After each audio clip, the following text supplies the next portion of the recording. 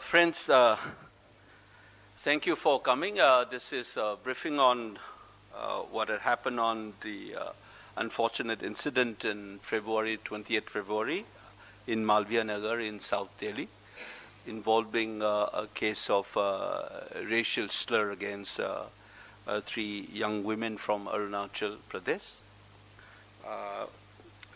It is about that incident as well as to remind the rest of the country as well. It is not an isolated event. This had been a recurrent phenomenon for us, especially from the people of the Northeast. Been suffering from this. You have this infamous Neuro Tania case, if you recollect it. So it's been happening regularly. And I have talked to some of the officials in Delhi Police, and they have filed an FIR on this case. As a concerned citizen, as a representative from that region, my colleague Shupon Jamirji is with me here. He is our NPCC president, party president from Nagaland, and also an honorable member in Lok Sabha. We want to express some of our concerns and also issue some appeal to the general public as well. As I said, this incident, as we have this case in hand, these 3 young women were trying to repair the AC in their rented house, and this worker came and they were trying to fix it. In the process, some debris and dust fell on the floors below them, and seemingly those owners of or the occupants of that room came up, and it started as a confrontation. It seems that these young women were trying to intervene because they have scolded the repairman initially. But then it turns into racial abuses and insulting people, calling names, and racist stereotypes have been thrown at them. Casting aspersions on their modesty and dignity of these 3 young women. And the police has filed an FIR invoking Section 79 and Section 351(2) and Section 3(5). And Section 196 against this culprit, and we demand that stern action should be taken against the culprit, even though this is not an isolated event. Exemplary action must be taken so that such kind of incidents are not encouraged or repeated in the future. Generally, one of the things that we have noticed over the years is that especially our young people from the region who either come here for education or for work, they have been subjected to this kind of discriminatory practices and violence. The general attitude among us tend to look at it as individual prejudices. These are not individual prejudices. This is deeply structural. This is a byproduct of larger exclusion of the regions. If you have heard my speech in Parliament, I have reminded this country that the Northeast has been removed from history textbook in school in this country.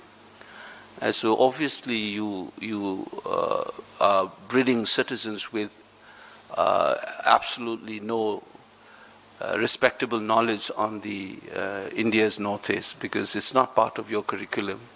So they become invisible, like a lot of people in this country. They have been marginalized in the process. The process of othering has created rooms for stereotypes to fill in. So that is why I said this cannot be reduced to an individual prejudice. This is a larger structural problem. Our girls have been looked upon through a lens where their sexual morality has often been questioned, including in this, wo bola gaya ki aap parlor kholo kind of things, that kind of a thing. And in anybody who has studied racism in this world will know that sexual morality is often used, and the body of the women is often used to humiliate a group of people.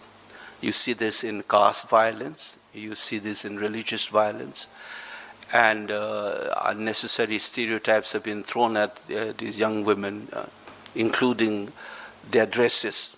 And I have often said this, if the spaghettis and hot pants, mini skirts and all these things were only worn by girls and women from the Northeast, many of the shops and boutiques in Delhi and metropolitan cities in this country would have gone bankrupt long time back. We must know that everybody wears it, but you will have a specific stereotype on the girls and women from the Northeast. First of all, it is a choice of the women to decide what to wear, what not to wear, and nobody should have a right to pass comment on that. It's generally. And the second part is that, to specifically target Northeast, and I have said this before also, this is not unique. This is what the colonizers have done towards the native women. They tried to establish their moral superiority using sexual morality as a lens over the colonized subjects. Unfortunately, this kind of violence against the Northeastern women and girls is part of the remnants of racist ideologies and practices. And this must be squarely condemned, and we must also fight against this kind of discriminatory practices perpetrated against the women in the region. Luckily, the Delhi police has taken up actions on this, and I hope that they follow up their FIR and ensure that justice is done and exemplary punishment is given to these culprits so that such behavior is not encouraged in the future. That's the general thing, but we must also know, as I have already said, that this is a larger structural issues. The government, I expect them to take specific measures to deal with these issues. This has been going on for decades. I have already reminded you one of the notorious incidents that came into the national limelight, where again involving a young man from Arunachal Pradesh, Nido Tania's case. This has been consistently happening everywhere. For a country who have suffered from racism, you must know Gandhiji experienced it when he was thrown out of the railway compartments in train, and that has sparked in him that resistance. We know about a contemporary experience of India in Australia or in Europe or in Americas, about Indian being denied, houses. No, they refuse to rent houses because your curry is smelling, kind of thing. There are cases that have happened in the United Kingdom. You have cases of dot busters in Canada before. India continues to receive racial assault. So the country who have been at the receiving end of racism and racist attack should be sensitive that racism should not be part of our ethos. And I want to conclude this briefing with the fact that they have invoked this section, BNS sections 196.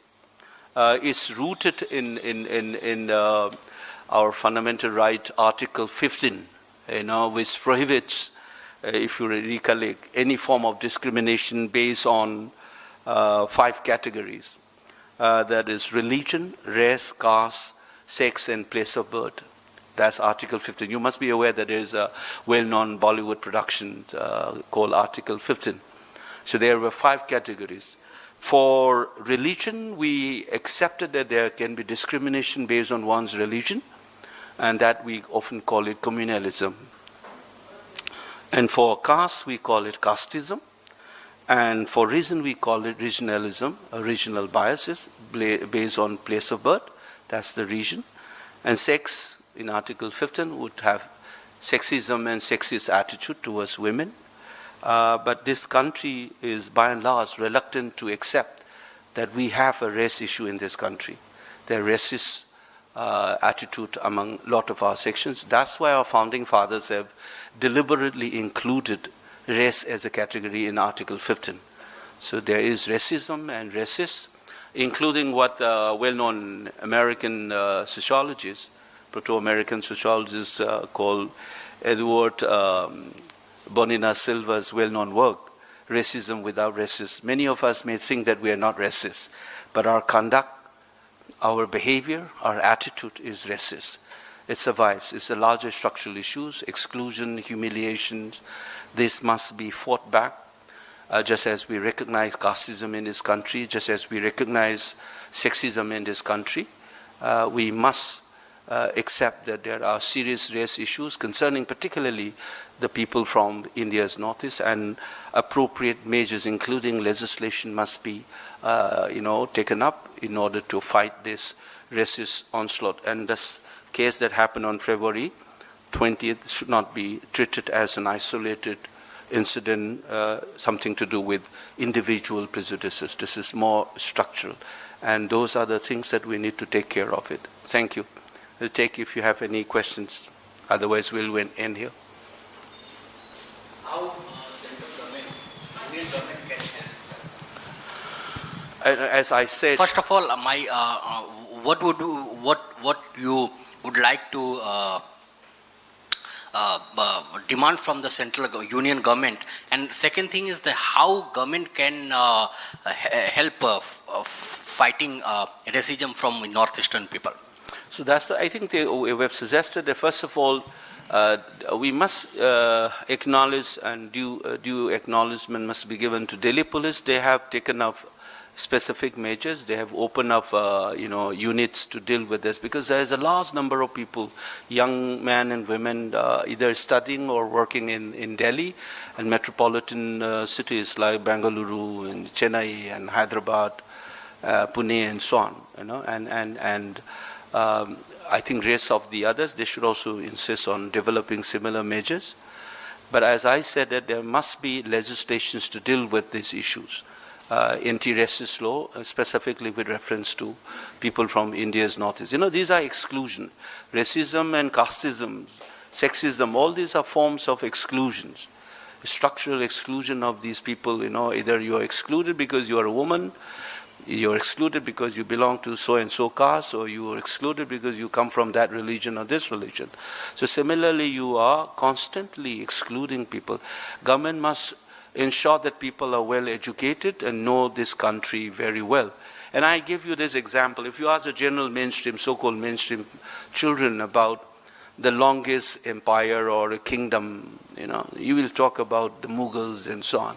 You will barely remember that the Ahoms have ruled for more than 600 centuries.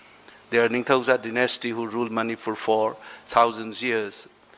You barely know this, as I often tell you that when I was educated back home in Manipur, during my school days, later on I went outside my home state to study.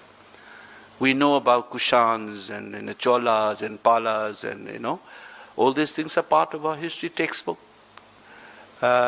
We barely studied our own history. Now that in our state, our history is taught. But in my generation, we are not taught.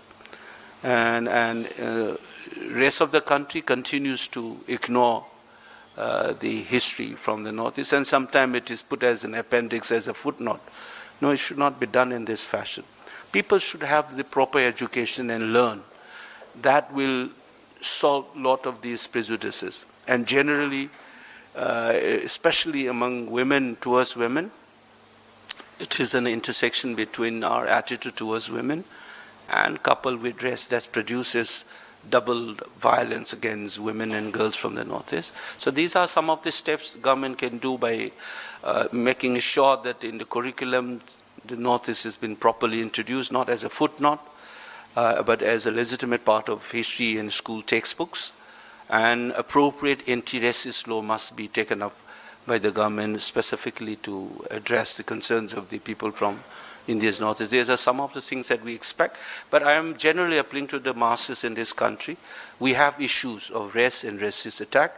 This should not be taken as an isolated incident. This should not be reduced to individual prejudices. It's not a question of individual prejudices. It's larger structural issues. That's what I've been saying it.